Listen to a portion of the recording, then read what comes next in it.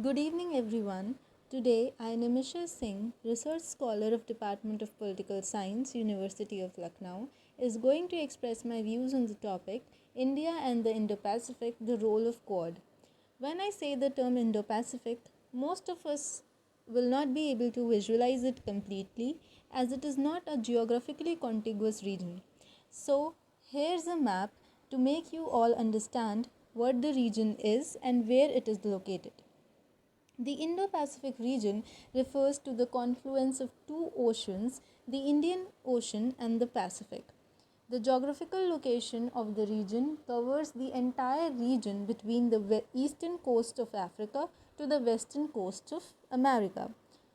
However, it is a geopolitical nomenclature which holds different meanings to different countries. Thus, for each country, Indo-Pacific could mean different region which suit their own purposes. However, the term gained significance in the speech of Prime Minister Shinzo Abe of Japan, which was delivered in the Indian Parliament. The term officially was used in the white paper Australia in the Asian Century 2012, and since then it has gained significance and been used quite a number of times in the official documents of India, Indonesia, Japan, US, whereby the countries have governed and wanted free and open Indo-Pacific. Now, why Indo-Pacific holds importance for India and what it means for India? So, to best understand what Indo-Pacific is for India and what Indian interests are in Indo-Pacific, we can refer to the speech of Prime Minister Narendra Modi, which was delivered in the Shangri-La Dialogue, whereby he said, "The Indo-Pacific is a natural region. The 10 countries of Southeast Asia connect the two great oceans in both the geographical and civilizational sense. Inclusiveness, openness, and Asian centrality and unity, therefore, lie at the heart of the Indo-Pacific. India doesn't see the Indo-Pacific region as a strategy or as a club of limited members." This speech is the best example to understand what Indo-Pacific holds for India, where we can see that India wants a free, open and all-inclusive Indo-Pacific. It believes in the centrality of the Asian countries and also does not want any military and limited membership within the region. So, for India, the Indo-Pacific spreads from Africa to the Americas and is an all-inclusive region. The Indian Ocean has shaped our history and also is going to shape our future. India's Act East policy has showed this shift in the world politics and has been extended up to the Pacific as well. The Indian Maritime Security Strategy 2015 mentions the global shift from Euro-Atlantic to the Indo-Pacific, and the development of an eastward maritime strategy and naval diplomacy is not new to India. It had been working since 2007 and has gained significance through India's Act East policy, which has been extended to Eastern Australia, South Korea, Japan, etc. The growing economic relations, diaspora and bilateral relationships in the region, and the interdependence of trade and economic relations form the bedrock of India's security and strategic partnership in the region with the regional countries, which has been both bilateral as well as multilateral. The significance of Indo-Pacific for India and the world in general is very much.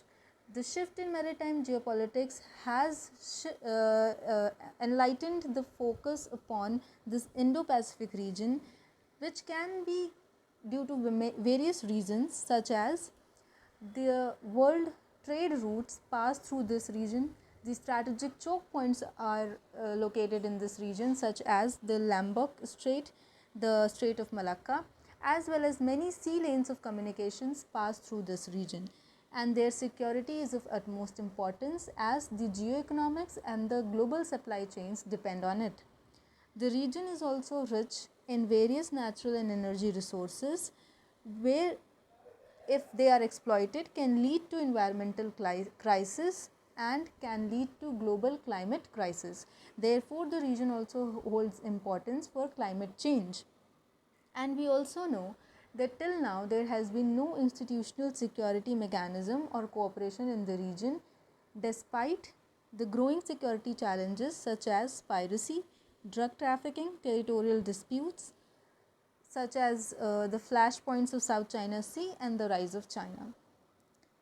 Now, what Quad can give India in the Indo-Pacific region, and what role the Quadrilateral Security Dialogue can play in the Indo-Pacific? So, this Quadrilateral Security Dialogue, or the Quad, started as a loose grouping of a tsunami core group back in 2004, comprising of India, Japan, US and Australia, and it has remained a loose alliance till 2017. The group initially started conducting trilateral and bilateral meetings such as the 2+2 dialogues which India has with Japan, Australia and US to discuss the core themes of maritime security and mutual interests. The countries also engaged in defense partnerships, with India signing the 4 foundational agreements with the USA and being a civil nuclear cooperation agreement with Japan as well. However, the first ministerial level meeting happened in September 2019. Australia was lately inducted in the Quad and the Malabar exercises in 2020, and the first maiden summit of Quad happened in March 2021, where the joint statement of the spirit of Quad was released. This joint statement is the first step towards a shared vision of the Indo-Pacific region by these countries. Now, no mention of the geopolitics or any geopolitical region can go amiss without the mention of China. So, the Quad initially was seen as an anti-China grouping, as the Asian NATO, which was formed, which came into origin to counter China. China in the region has shown its aggressiveness, its assertiveness, and has been involved in a lot of territorial disputes with Japan, Vietnam, etc. Today, as we talk about Indo-Pacific Quad or the India, we see that they all three are interrelated with China. So, India faces a dilemma of cooperation and conflict with China. It is the only country in the Quad members who shares a disputed boundary with China, where we have seen a lot of bloodshed in recent times. Also, China and its wolf warrior diplomacy, its aggressiveness, has given India an opportunity to look for alternatives, and Indo-Pacific region as well as Quad can be the first step towards such counteracting forces against China. Now, what are the areas of cooperation on which the Quad members can work? Number 1, a free and open Indo-Pacific, which is a shared vision of all the countries. Rule-based international order. Connectivity in the region, which is the basic point of all the regional countries as well as the Quad members. Trade and economic partnership. Climate change. Countering China due to its assertiveness in the region and the control of the sea lanes of communication. Maritime security cooperation, as drug trafficking, piracy are more common in the Indo-Pacific region, and space cooperation can be a new venture in the region, development of which can happen with the help of the regional countries and island states. However, there are many challenges as well. The first challenge that India faces in the region is the naval advancement, as Indian Navy is still very in the ancient period and it needs to advance itself. The China factor, whereby we have China in our neighborhood as well as in the Indo-Pacific. US strategy. India needs to understand what US wants from it and develop its own strategy, which is completely non non-aligned with the US strategy, different from it. Non-involvement in the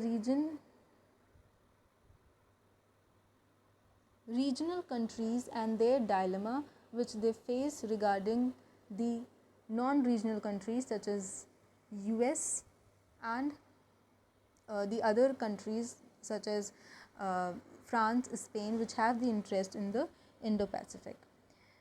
So concluding the topic, we can say that the shift from the Asia Pacific to the Indo-Pacific underlines the significance of India and how a linchpin role India can play in the region.